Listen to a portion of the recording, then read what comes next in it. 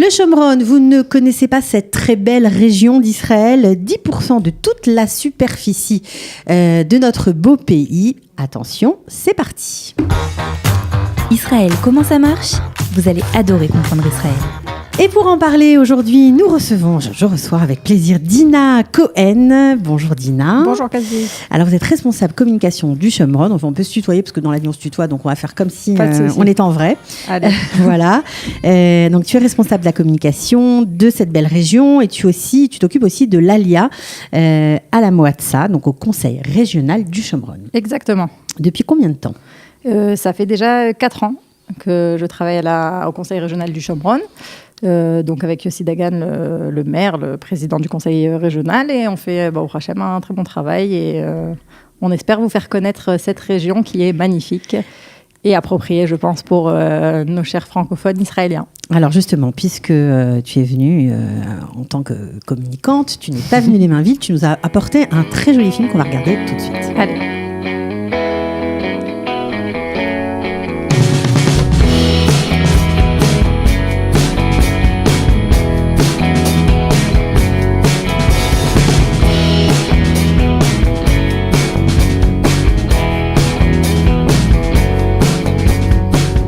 Alors, on a vu un très joli film avec des paysages assez verts. On a l'impression que c'est très varié. Il y a des paysages, des sites historiques aussi, c'est connu. Mais les francophones ne connaissent pas très bien cette région. Et pourtant, ça peut être une solution, même pour ceux qui sont déjà arrivés, qui vivent dans des villes un peu surchargées, un peu chères, il faut bien le dire.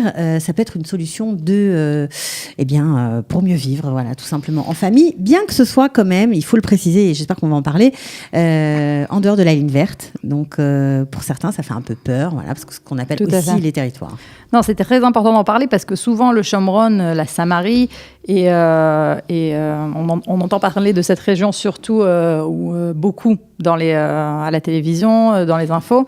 Pour des attentats. Pour des attentats ou bien pour toutes sortes d'initiatives de paix, rendre, pas rendre, ça veut dire ça a souvent une connotation politique. Et je suis là aujourd'hui aussi pour un petit peu casser cette image et vous présenter le Shomron tel qu'il est à mes yeux et aux yeux de centaines de milliers d'habitants. Excusez-moi.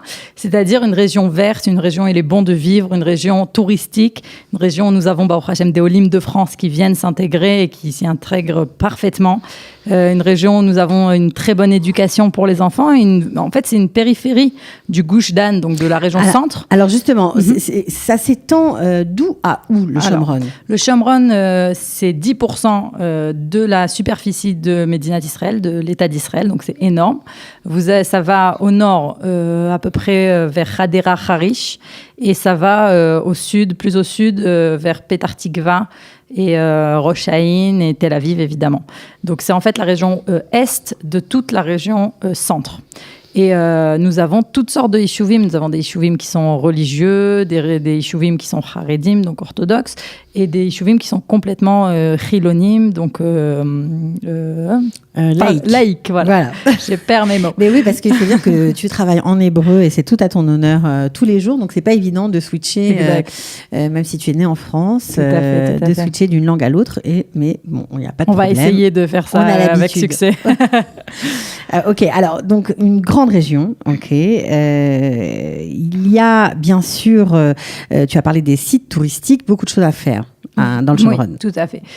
Principalement, en général, les zones touristiques sont très prisées lors des fêtes comme par exemple Sukkot ou Pessah, Chol HaMoed, où les familles israéliennes veulent venir un petit peu et se rapprocher de la nature sans forcément voyager jusqu'au Golan ou bien jusqu'au sud, vu que c'est, comme je l'ai précisé, c'est à proximité du centre du pays. On n'est même pas à une demi-heure, 20 minutes du centre de Tel Aviv.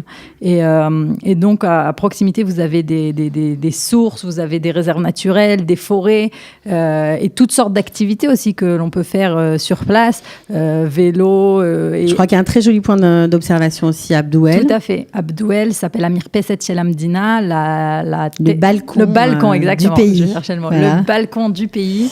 Depuis ce balcon-là, on peut voir en fait depuis Hadera jusqu'à Gadera, ça veut dire vraiment toute la région du Gush Dan. On dit en général quand la météo le permet, en règle générale, on voit assez bien. Parce que c'est vraiment, depuis le Shomron, et c'est ce qu'on dit, ce qu'on explique aussi aux gens qui connaissent un petit peu moins la région ou qui ont un petit peu peur, entre guillemets, c'est vraiment une région qui surplombe tout le centre de l'État d'Israël, et c'est pourquoi aussi il y a une responsabilité, une importance même sécuritaire à ce qu'on soit là-bas dans ces endroits-là. Mais ce que j'aimerais plus vous parler, c'est moins le côté sécuritaire, plus le côté communautaire, le côté bon vivre du Shomron. Ok, pourquoi il y a beaucoup d'entraide, j'imagine, comme dans tous les Yishuvim, exactement, dans tous les villages. Mais on va dire que c'est assez particulier quand même au Shomron. Le Shomron, c'est 33 Yishuvim, donc 33 localités, on va dire, villages, qui chacun a vraiment son identité à part.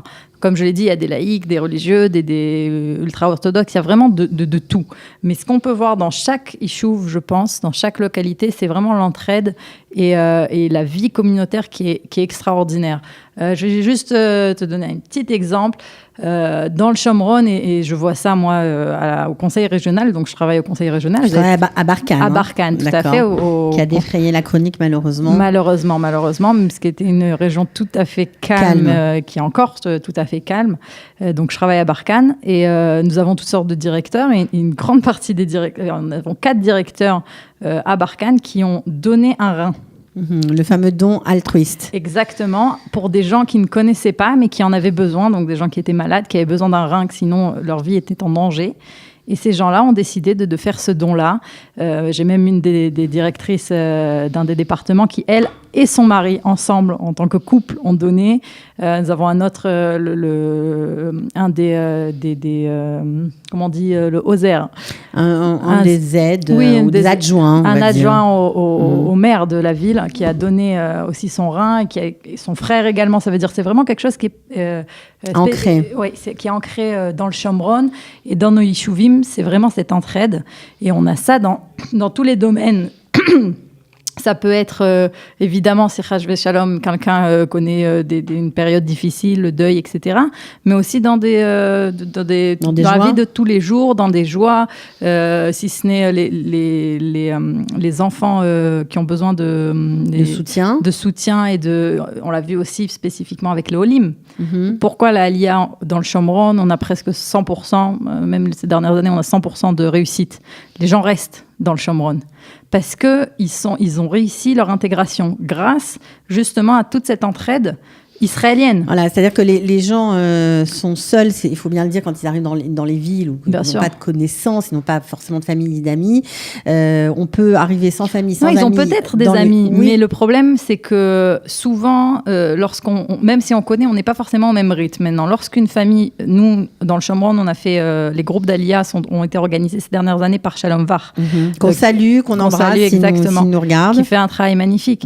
L'Aliyah de groupe. L'Aliyah de groupe, exactement. Donc déjà, le concept de l'Aliyah de groupe, il est magnifique parce que c'est des familles qui, on l'a fait. Bien sûr, on connaît. On connaît. Donc ça permet vraiment une Aliyah avec des gens qui passent les mêmes épreuves que nous tout au long de cette année d'intégration. On est au même rythme. Exactement, au même rythme, mais faire l'Aliyah de groupe dans un Yishuv, et dans un Yishuv au Shomron, c'est vraiment réussir à avoir une intégration qui est meilleure. Parce que tout le Yishuv, il s'engage. C'est pas seulement l'Aliyah de Madame Cohen. Tout le monde est concerné par cette nouvelle famille qui arrive. Dès qu'il y a un groupe qui arrive dans le Shomron, ce qu'il faut savoir, c'est qu'il y a 100 familles.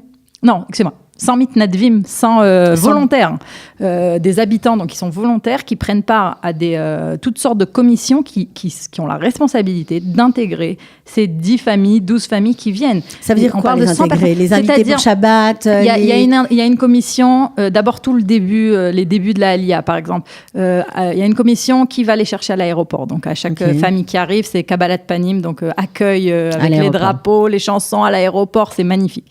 Donc, c'est commission accueil. Après, il y a commission technique, Vada Technit. C'est tout ce qui est aide à décharger, si vous voulez, les cadres lorsqu'ils arrivent. Ça veut dire un cadre arrive dans un Yishuv. L'aide à l'emménagement. Exactement. Un cadre arrive dans un Yishuv comme Brooklyn ou comme Yakir. vous avez des dizaines d'habitants qui viennent avec leurs perceuses et leurs trucs pour aider et qui montent les armoires avec eux et en 2 jours, c'est fini, quoi. Ouais. Ça veut dire, c'est vraiment, on sent vraiment cette entraide et cet amour pour non seulement les Olim, mais c'est vraiment pour chacun. Donc, dès qu'il y a une messima, une action, un but, une mission. Une mission, exactement. Dès qu'il y a une mission qui concerne tout le Yishuv et qui arrive, tout le monde est concerné, tout le monde agit ensemble pour cette même mission. S'il y a des commissions pour chaque action. Pour chaque chose, ça veut dire ça peut être au niveau de la tarbout, de la culture. Alors ils essayent de mettre aussi des francophones dans les commissions du Yishuv pour qu'ils soient intégrés, même si au niveau de la langue ça marche pas. Il y a commission évidemment éducation parce que les premiers mois surtout, mais la première année est très difficile pour les parents de suivre leurs enfants. Donc ils mettent des jeunes, ils mettent des parents qui font le lien. L'aide aux devoirs. L'aide aux devoirs, mais le lien aussi entre les parents et l'école, pour qu'il y ait un lien et qu'ils comprennent où l'enfant est. Et c'est évidemment l'aide dans les écoles. On imagine s'il y a 100 bénévoles qui s'impliquent pour l'intégration c'est énorme, mais c'est ce qui est beau à voir. Et ça marche aussi pour les Français qui viennent d'une ville, qui sont déjà arrivés et qui arrivent dans un Yishuv, qui changent de vie. Ça marche un petit peu pour tout. En général, il y a toujours une organisation qui est faite au niveau, dès qu'il y a une nouvelle famille qui arrive dans un Yishuv. Ça veut dire elle recevra toujours un accueil qui est particulier. C'est sûr que lorsque le Yishuv reçoit un groupe de façon organisée de 10 personnes, c'est une organisation qui est différente. Mais c'est évident que lorsqu'une famille arrive dans un nouveau Yishuv, en général, elle trouve sa place et elle est aussi également encadrée. Alors, on a parlé un peu des activités touristiques qui existent dans le Shomron. Évidemment, il y a aussi beaucoup d'entrepreneurs qui ont lancé des activités liées au tourisme. Je pense aux grandes écuries, on va dire ça comme ça en français. Enfin bon, on peut faire du cheval, on va dire, des omégas, des vignobles. Il y a beaucoup de caves aussi. Oui, ça c'est magnifique, ça, parce que c'est vraiment, il y a un pasouk du prophète Yirmiyahu, Jérémie, qui dit « Otitik ramim be'arei Shomron ». C'est une prophétie qui a été dit, je ne me souviens plus bidiouk la période, mais en gros, c'était une prophétie lorsque les temps messianiques viendront, on replantera des vignes dans le Shomron. Et c'est ça, on le voit tous les jours, c'est magnifique. Les vignes donc sur Har Bracha, le mont de la Bracha. Et vous avez les meilleurs vins du monde. Et ça, je ne le dis pas simplement avec comme le Yekef Toura, on peut aller faire un petit tour, même si vous ne comptez pas vous installer dans le Shomron, on peut aller visiter les caves. Exactement, aller visiter les caves, parce qu'il y a le Yekef Toura, le Yekef Har Bracha. Il y a également dans la région de Binyamin, qui est une région voisine, le Yekef Psagot, évidemment, Shiloh. Et ces vins-là, vraiment, c'est pourquoi je dis les meilleurs vins du monde, parce que dans tous les concours qui ont été faits, et c'est des concours à l'aveugle, forcément, c'est des vins qui arrivent aux premières places. Et c'est magnifique parce que moi, je connais bien, par exemple, les gens du Yekef Toura et aussi de Har Bracha. C'est des jeunes. Des jeunes. Ils ont une quarantaine d'années, mais c'est des gens qui c'est pas des générations qui sont dans ce domaine-là et qui ont appris de leur père, comme à Bordeaux, comme en France ou quoi. C'est des jeunes qui sont réveillés un matin, qui ont dit on veut faire du vin. Ils sont allés, ils ont appris un petit peu comme ça à l'aveuglette. Ils sont allés apprendre en France, entre autres, aussi dans toutes sortes d'écoles. D'universités aussi. Il y a beaucoup d'Israéliens qui sont à Montpellier notamment. Exactement. Et qui sont allés apprendre les métiers du vin, qui achètent ces bacs-là. Voilà, exactement. Et qui parlent mieux que vous et moi et que n'importe quel Français du vin et de la qualité du vin. Et c'est magnifique. Et ils se promènent dans le monde entier avec leur vin. Et ils gagnent concours après concours. Et ça, c'est vraiment... une fierté du Shomron. C'est une fierté d'une Shomron. D'accord. Et c'est vraiment magnifique. Voilà. Alors, Dina, tout ça, c'est super, mais quand même, les Olim ont besoin de travailler. Alors, on imagine que dans ces petits villages, 33 petits villages, trouver du boulot, c'est pas facile. Est-ce que... ok, mais en tout cas, c'est pas forcément... C'est pas des grandes villes, voilà. Est-ce qu'il y a des zones industrielles proches de ces villages ou dans le Shomron ou proches du Shomron pour permettre aux gens de travailler? Tout à fait. Tout d'abord, ce qu'il faut comprendre, c'est que au niveau géographique, d'accord, le Shomron, comme je l'ai dit, c'est une périphérie de Tel Aviv. Donc, les gens voyagent Tout d'abord, on est à même pas une demi-heure de Tel Aviv. En Israël, c'est très commun de voyager pour aller travailler. Donc, nos Olim qui sont montés à Bedouel, à Yakir, etc., travaillent à Tel Aviv de façon Pétar Tikva, et à Rosh Haïn, de façon très, très simple et directe, ce qui leur permet, lorsqu'on est proche de la capitale économique d'Israël, d'obtenir, d'avoir d'abord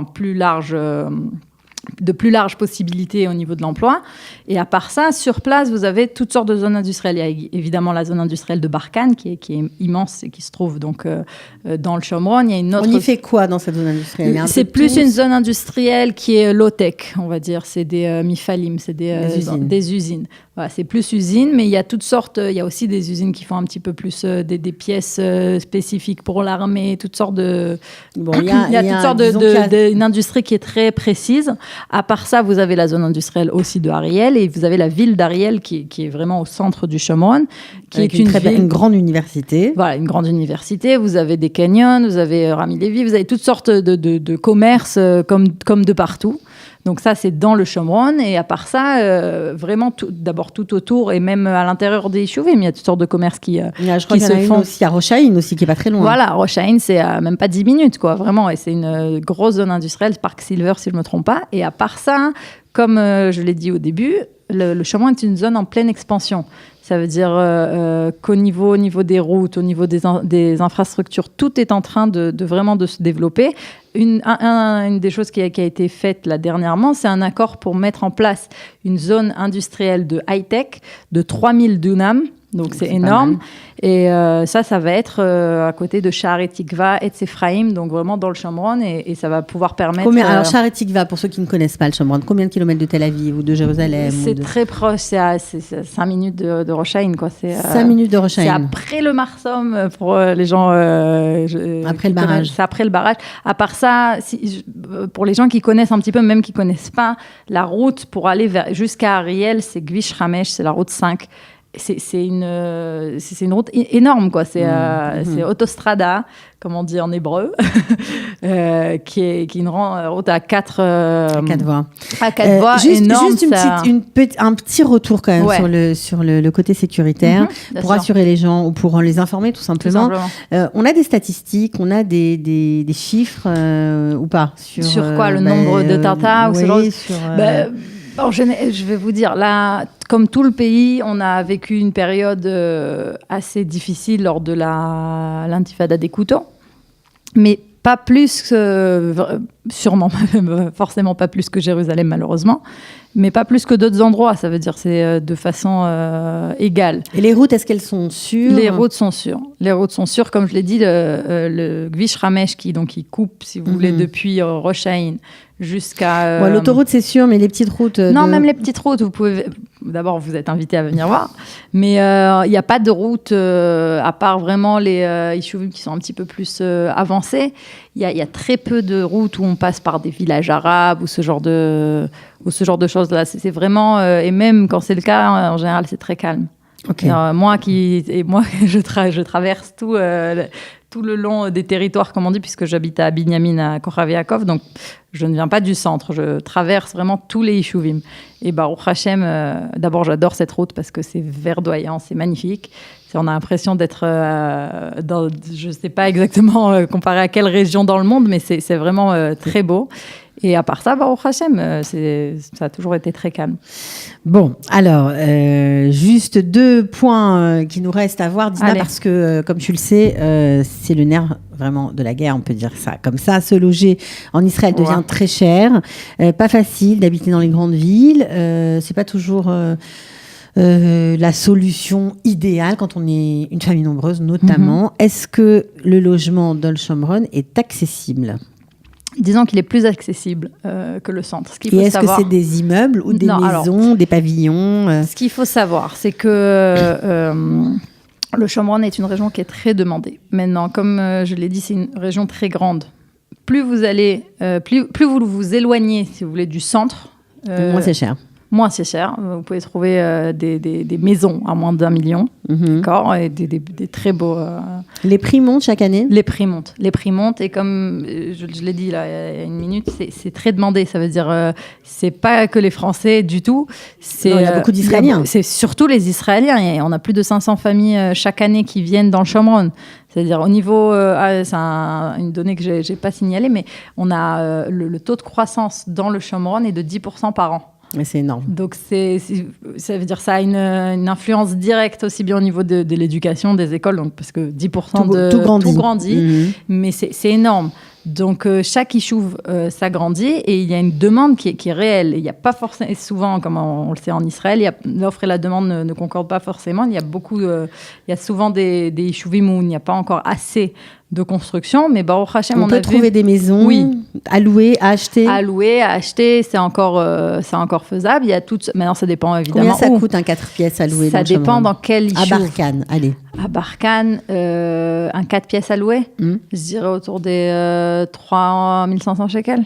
3 500 shekels. Ouais. Autour des 4 000 shekels, on peut trouver de très belles maisons. De très belles maisons. Ouais. J'ai une amie qui avait loué un 2 étages pour 4 000 shekels. Avec un jardin, évidemment. Avec un jardin, évidemment. Donc, ça veut dire... Bon, Barkhane, c'est un yishuv qui est laïque complètement. C'est intéressant parce qu'on a des yishuvim qui sont complètement laïques. Ça veut dire il y a des yishuvim qui sont moitié-moitié, qui ressemblent un petit peu aux villes. Donc, on a un petit peu de tout. Et il y a des yishuvim qui sont au niveau idéologique, qui gardent leur identité, si vous voulez, laïque. Il y a quand même, évidemment, des synagogues, etc. Oui, mais la base reste... il y en a pour tous les goûts. On a compris qu'il y en a pour tous les goûts. Alors, on a parlé du logement, on a parlé de l'emploi, on n'a pas parlé des transports ni de l'éducation. Le transport, c'est vraiment un des points qui est très important parce que aussi bien au niveau des infrastructures, des routes qu'il faut développer, on essaye de faire le maximum pour pouvoir développer également les transports en commun, pour avoir de plus en plus d'autobus. Donc, c'est quelque chose sur lequel on travaille. Là, cet été, on a fait venir les Kavela, les lignes de nuit pour les jeunes qui veulent sortir le soir à Tel Aviv, etc., qui ne veulent pas forcément rentrer avec le dernier bus qui est à 8 heures. Donc, il y a plusieurs yishuvim qui ont eu droit à ces Kavela-là. Les lignes de nuit, super. Les lignes de nuit. Et vous avez toutes sortes d'initiatives et de projets dans ce domaine-là des transports qui sont faits. Et je crois qu'il y a plus de 1000 lignes de bus. C'est ça ce que j'ai entendu. C'est 1000 lignes de bus, c'est pour les écoles. C'est 1000 lignes de bus d'école. Donc, c'est les lignes qui prennent les transports, je ne sais pas quel nom ça a. Qui prennent les enfants, c'est ça ? Les enfants le matin, c'est et qui les emmènent inter-yishuv, c'est ça ? Exactement. C'est énorme. C'est énorme. Inter-yishuv et des fois même à l'extérieur du Shomron pour emmener dans les différentes écoles et lycées, etc. Parce que justement, il y a une grande diversité et les yishuvim sont des fois assez éloignés. Donc, c'est des lignes qui permettent aux enfants d'arriver d'un endroit à un autre, qui les prennent le matin, l'après-midi, alors etc. J'imagine que si tu me dis ça, c'est qu'au niveau de l'éducation, il y a de tout aussi. Oui, tout à fait. Comme la population est très différente dans le Shomron, il y a de tout. Donc, tout à fait. On a des lycées, on a des ulpenot, donc c'est que pour les filles. Il y a des lycées Torani, donc c'est des yeshivot qui sont très, très religieuses, on va dire presque orthodoxes. On a vraiment pour tous les goûts. Et, pour l'éducation spécialisée aussi, il y a des structures qui peuvent accueillir des enfants. Tout à fait. Nous avons, à Pdouel, par exemple, là, dernièrement, a été ouvert un Maon, une crèche. Une crèche pour les enfants qui ont des besoins spéciaux. Et donc, c'est quelque chose qui est unique en Israël. Et évidemment, des écoles, des crèches, des Gané Yeladim, des jardins d'enfants. On a vraiment de tout. Et à ce niveau-là, au niveau des, je ne sais pas comment dire, des populations particulières, avec des besoins particuliers. Des besoins particuliers, exactement. On a toute une action dans ce domaine-là, par exemple à Revava, qui est un yishuv où il y a plusieurs enfants qui ont des besoins spéciaux. Il y a une Tnuat Noar, un mouvement de jeunesse qui a été mis en place justement pour intégrer ces enfants. Il y a même de nombreuses familles qui sont venues spécialement habiter dans ce yishuv-là parce que c'est connu, ça se sait qu'au niveau de l'entraide et du soutien qu'il y a pour ces enfants-là, c'est particulier et c'est quelque chose qui est vraiment qui se sait, quoi. Et il y a énormément d'actions qui sont faites là-dessus, des colonies qui sont organisées, colonies de vacances, qui sont organisées par les jeunes des Yishuvim pour ces enfants-là.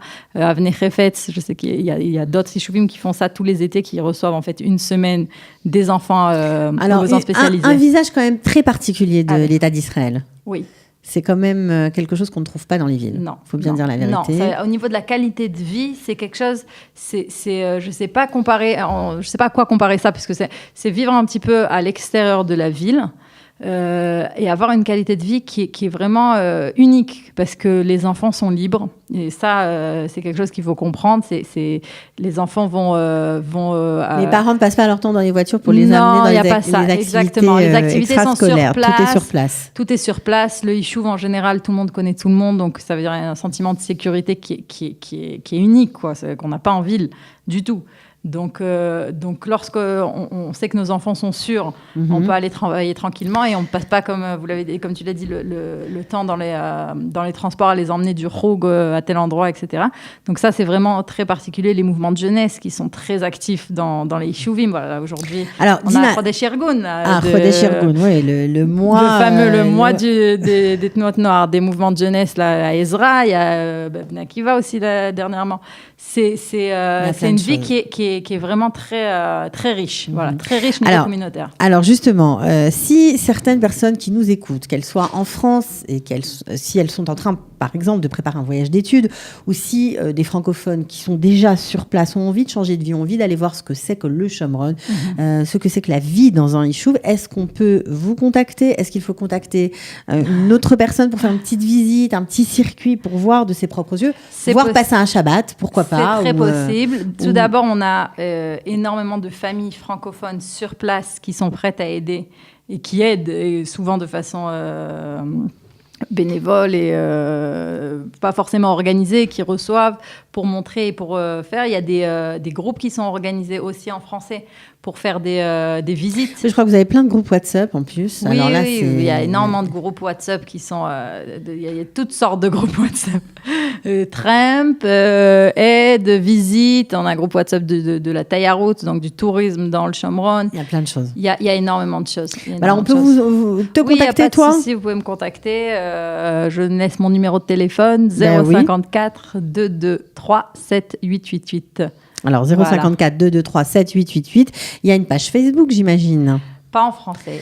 Mais c'est pas grave, ça permet de faire aussi en hébreu, des progrès. Shomron, nous avons également un site internet, un nouveau site internet, où il y a tous les sites aussi touristiques et toute l'information municipale dont les habitants ont besoin. Donc, shomron.org.il. Okay. Et si vous avez le moindre besoin pour savoir, avoir plus d'informations ou quoi que ce soit, je suis là. Ok, extra. Bon, Dina Cohen, merci beaucoup d'être venue. Ça faisait longtemps que je voulais que tu viennes, donc c'est fait. Voilà. On espère que ça aura donné d'autres idées, parce que franchement, l'Alia, il faut savoir sortir des sentiers battus. C'est pas forcément que l'Alia, je pense. C'est surtout ça mon message. Je sais qu'il y a beaucoup d'Israéliens même qui connaissent pas, qui s'arrêtent, si vous voulez, au titre des journaux télévisés, et ça, c'est vraiment ça dommage. fait un peu peur en même temps. Voilà, donc moi, ce que je propose, c'est de sortir de ces lignes et de ces stéréotypes. Et d'aller voir par soi-même. Avec ses pieds. Ça vaut le coup. Ça vaut vraiment le coup. Ok, merci Dina, à bientôt. Au revoir. Ciao. Israël, comment ça marche? Vous allez adorer comprendre Israël.